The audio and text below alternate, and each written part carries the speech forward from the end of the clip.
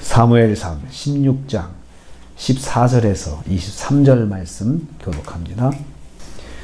오늘 말씀은 기름 부음을 받은 다윗이 사울을 모시는 삶을 시작하는 것을 내용으로 하고 있습니다.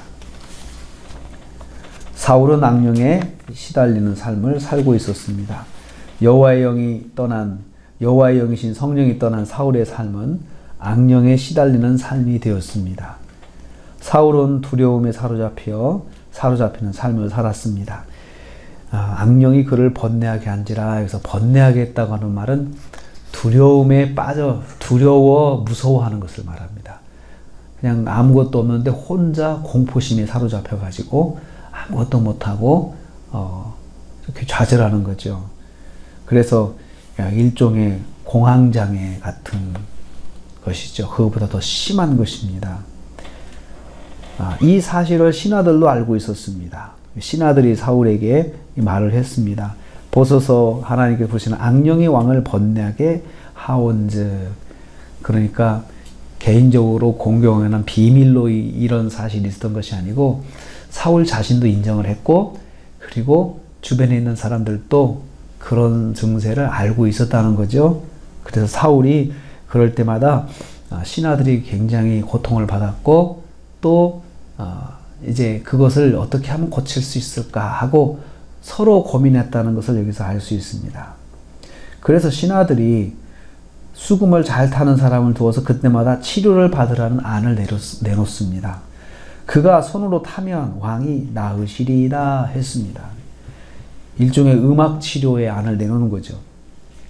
하나님의 영이 떠난 사울은 악령의 영향으로 고통받고 있습니다. 우린 이걸 통해서 깨닫습니다. 영적인 중립지대는 없다. 영적인 중립지대는 없다. 성령의 사람 아니면 악령의 사람이 된다는 거죠. 성령이 떠나시면 그 사람은 악령에 사로잡혀 사는 거죠. 나는 이것도 저것도 아니고 나는 그냥 무신론자다 이렇게 하는데 그건 자기 생각일 뿐이고, 그러면 성령과 함께 하지 않으면 악령 영향을 받는다는 것입니다. 그래서 다윗이 추천을 받게 됩니다. 17절과 18절 말씀입니다. 사울이 사람을 데려오라고 명령합니다. 그 사람 데려와라 합니다. 이것은 사울 자신도 자신의 상황을 인정하고 있음을 알 수 있습니다. 내가 왜 그런 사람을 만나야 돼? 이렇게 말하지 않고 그런 말 데리고 오라 그렇게 말한 것은 사울도 자기 상태가 심각한 것을 알고 있었다는 것을 알 수 있습니다. 그래서 베들레헴 사람 이새의 아들 다윗을 추천합니다. 다윗은 실력 있고 잘생기고 준수한 사람일 뿐만 아니고 여호와께서 함께 하시는 사람이다 소개를 받으면 18절 말씀이에요. 이 사람은 여호와께서 함께 하시는 사람이고 음악도 잘하고 이 사람은 잘생겼고 멋있다, 좋다, 왕을 가까이 섬기기에 아주 합당한 사람입니다 라고 추천을 받습니다. 여호와께 기름을 부음받았다고 바로 왕이 되는 것은 아니었어요. 그렇잖아요. 기름 부음 받고 기름 부음 받은 후, 그 전과 후가 뭐가 달라졌을까요? 성경은 딱 그거 하나 이야기했습니다. 성령이 충만했다. 다윗이. 그리고 나서 기름 부음을 받고 나서 다시 그냥 일상으로 돌아간 거예요. 아침에 새벽같이 일어나서 양떼를 몰고 가서 들에 나가서 양치는 일을 변함없이 다윗이 하고 있었습니다. 그런데 사람이 갑자기 와서 다윗을 왕궁으로 데리고 가더니 그 왕실에서 사울을 만나게 되고, 사울이 다윗을 채용을 해가지고 너는 이제부터 내 무기 드는 사람이 되고 항상 내 옆에 있어라 라고 그렇게 명령을 하게 된 것입니다.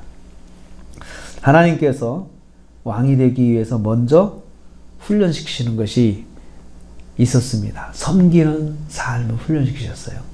사울을 섬기는 삶을 살도록 다윗을 그렇게 이끌어 가신 것입니다. 왕 같은 제사장인 성도의 삶에는 섬김의 훈련이 있습니다. 우리가 예수 믿고 나서 어떻게 보면은 예수 믿고 나서 더 좀 고달프죠. 내가 성질대로 못하고 정말 할 말도 조금 참고 그러면서 내가 저 사람 참 예수 믿게 해야 되니까 저 사람한테 내가 선한 영향을 끼쳐야 되니까 우리가 그런 그 절제가 있잖아요. 이게 섬기는 삶입니다. 섬기는 훈련이 반드시 있습니다.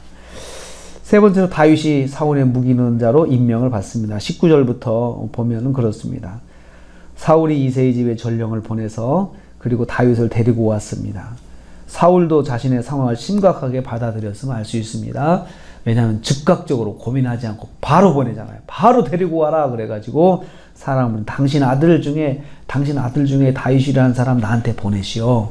왕에게 보내시오. 왕이 필요하러 하는 사람입니다. 이렇게 해서 다윗을 사울의 무기 들은 자로 임명을 합니다. 21절입니다. 그래서 23절 말씀에 악령이 활동할 때마다 다윗이 수금을 타면 악령이 떠났다라고 했습니다. 음악치료죠. 음악치료도 그래서 그 찬양 음악을 들으면 마음이 정리가 되고 또 치료가 된다는 것을 여기서 볼 수가 있습니다. 사울은 기분이 상쾌해졌다 그랬습니다. 다윗이 그 수금을 타면 그 악령에 들었다가도 그 음악을 들으면 사울이 치료가 되었습니다. 기분이 상쾌해졌습니다. 그리고 악령이 그에게서 떠났다라고 했습니다. 그렇다면 여러분, 음악 중에는 마귀의 음악도 있죠. 성령의 음악이 있고 하나님께서 사용하신 음악이 있다면 마귀의 음악이 있습니다. 그래서 음악을 잘 골라 들어야 됩니다. 그리고 가수들 보면 자기가 부르는 음악, 노래 제목대로 되는 걸 봐요. 노래도 잘 불러야지, 좋은 가사, 정말 긍정적이고 좋은 가사를 불러야지, 절망하고 좌절하는 가사를 넣고 부른 사람은 꼭 그렇게 되는 것을 우리는 봅니다. 다윗은 사울에게 없어서는 안 되는 사람이 되었습니다. 이때 다윗은 사울의 영적인 질병을 치유하는 사람이 되었고 또 무기를 드는 자면서 사울의 주치의가 되어서 이제 사울을 섬기는 삶을 삽니다. 가까이서 지도자가 이러면 안 되겠구나. 이것을 훈련을 받게 됩니다. 제일 먼저 다윗은 섬김의 삶을 훈련받았다는 우리는 꼭 기억해야 합니다. 왕으로서 무슨 교육을 받은 것이 아니고 섬기는 삶을 훈련받았습니다. 섬기는 삶은 성도의 기본적인 삶의 훈련입니다. 그래서 우리는 늘 섬기는 삶을 삽니다. 자녀들 섬기시죠? 섬기고 사시죠?